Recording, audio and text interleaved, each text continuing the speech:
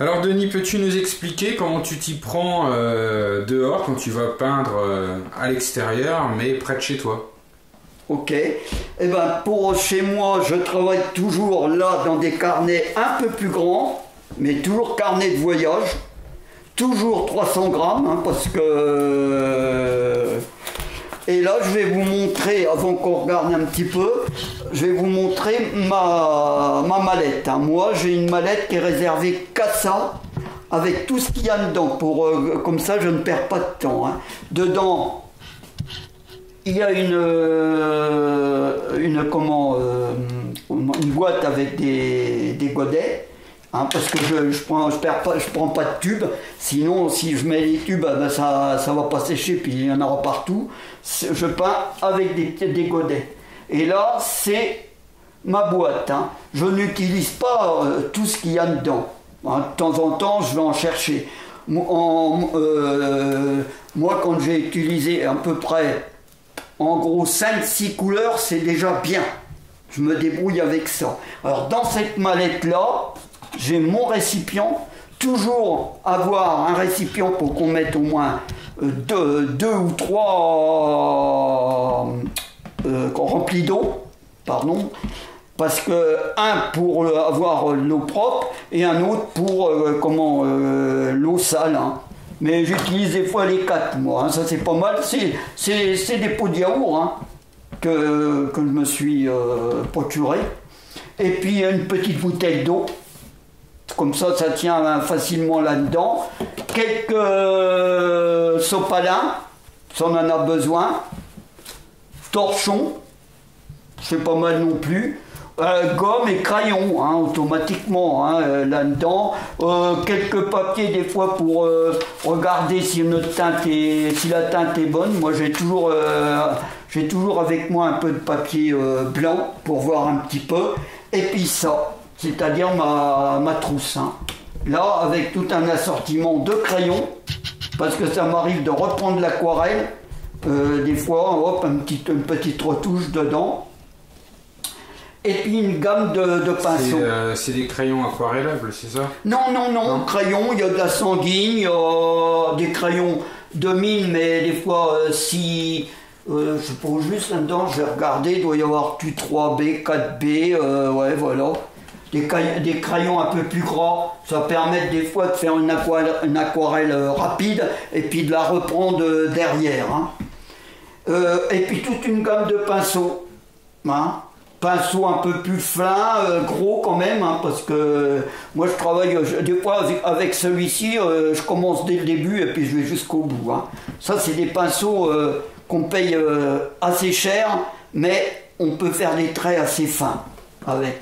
Et toujours pareil, des brosses, parce que les brosses ça permet de faire des enlevés, c'est-à-dire si on... comment que je pourrais vous dire, si la couleur nous plaît pas, ou si des fois pour donner des clartés dans l'ombre, on fait des enlevés. Hop, c'est-à-dire on mouille, mais ça je vous montrerai quand je ferai quand je peindrai devant vous. Et ça sert, c'est pas mal ces brosses-là. Hein. C'est des brosses qui servent pour la peinture à l'huile ou à l'acrylique. Mais pour faire, on frotte dessus, on mouille son pinceau, sans plus, on les sort un peu, et puis hop, traîner sur ce qu'on veut faire. On enlève de la peinture, mais on repasse pas dessus. On passe une fois, on lave son pinceau et on recommence jusqu'à temps qu'on s'approche du papier, hein, c'est-à-dire de la teinte du papier. Alors ça, j'en ai plusieurs gammes, hein, ça sert. Hein. Voilà en gros, moi, comment que je m'y prends pour dehors. En plus, moi j'aime bien être assis. Je ne travaille pas debout, je suis assez minutieux. Alors j'ai une petite table avec trépied. Vous voyez, hop. Ce qui fait que, puis un siège pliant, ce qui fait, moi je mets ça à côté de moi, c'est posé, et j'ai tout devant. Ça empêche ça de basculer. Ça sert bien. Moi j'aime bien m'asseoir. Hein. Parce qu'on a un carnet, c'est mieux.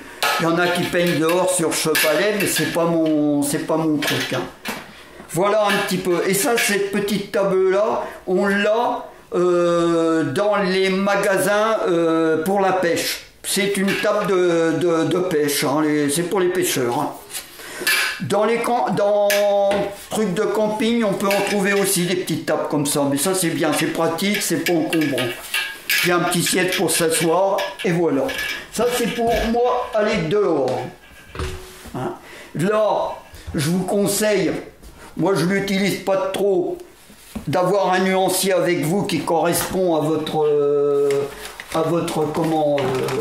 palette. Comme ça, pour moi, j'en ai pas besoin, je connais ma palette par cœur, mais vous, au début, vous n'allez pas le savoir. Alors, ce que je vous conseille, comme ça, vos teintes, il y a des teintes, puisque vos couleurs, vous allez vous les faire vous-même. Hein. Vous allez chercher et à un moment donné, vous aurez vos propres couleurs. Ça vous permet, s'il y a une couleur qui vous plaît bien, un bleu, un rouge, un jaune, je ne sais pas, et savoir ce que c'est. En sachant bien quand même, je vais quand même vous dire une précision, c'est que les couleurs, c'est un peu délicat parce qu'il n'y a pas une seule marque qui fait la même couleur. Si vous prenez un bleu de plusieurs marques, et votre bleu il sera différent. C'est ça un peu le souci. Hein.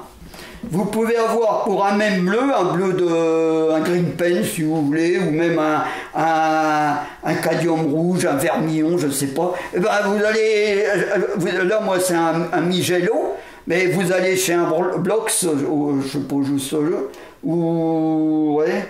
Ce que j'ai comme teinte un Windsor aussi, les trois teintes, même si c'est le même nom, ça ne sera pas pareil. Hein. Ça, c'est gros problème. Hein. Les marques n'ont pas été fichues de s'entendre. Hein. C'est comme ça. Alors moi, par contre, ils sont classés. Je mets les verts avec les verts, les jaunes avec les jaunes, les rouges avec les rouges et les bleus avec les bleus. Comme ça, au moins, et toujours bleu clair, bleu un peu plus foncé, puis ainsi de suite. Hein. Comme moi, c'est la façon que je procède. Maintenant, vous pourrez, c'est à vous de voir. Hein. Hein. Mais je vous conseille quand même ce mode-là, hein, parce que ça s'y prête bien. Hein. Alors, là, voilà à peu près comment que moi je procède dehors. Hein. Et avec mes élèves, c'est à peu près ça, hein, parce que je travaille aussi beaucoup avec mes élèves. Hein. Ça leur permet de voir comment moi j'amène une aquarelle. Et là, vous voyez, là il y en a pas mal, j'en ai un stock, hein, parce que je fais à peu près 2 carnets dans l'année, un carnet d'une quinzaine d'aquarelles. Hein. Et là, ça vous permet de voir comment qu'on procède dehors. Hein. Voilà. Et là, vous en avez plusieurs sortes. Hein. Tout ça, c'est fait à l'extérieur, hein, chez moi. Hein. Ça, c'est l'église de Vertu. Un étang aussi à Vertu. Hein. Toujours avec les indications derrière, le titre, et si c'est l'après-midi, le temps, s'il fait froid, s'il fait beau. Ça permet par la suite de savoir un petit peu les teintes. Hein. On travaille un peu de tout. Hein. Vous voyez, ça c'est une rue. Ça, j'en reviens, c'est un étang. Et là, il y en a bien une quinzaine là, de carnets. Et tous ces carnets-là sont remplis. Alors, il y a des fois, j'ai fait que le dessin, hein, et tout. Hein, ou des fois, l'aquarelle, je vais regarder si j'en ai. Non, là, c'est commencé. Mais vous pouvez en trouver. J'en ai pas. Des fois, l'aquarelle est commencée puis pas finie, hein, parce que soit il n'y a plus ou j'ai pas eu le temps. Hein. J'en ai pas alors. Hein. Peut-être que sur ça c'est 2015, peut-être. Oui, j'en ai peut-être qui sont commencés là-dessus pour vous montrer un peu. Ah en voilà une. Vous voyez. Là, en voilà une qui a été commencée, elle n'est pas finie. J'ai commencé là, puis là, hop. C'est tout. Hein. Je le finirai peut-être un jour, là encore un dessin, pas un jour là, j'ai pas pu le finir, hein, peut-être parce que j'ai été embêté ou je ne sais pas. Voilà, à peu près.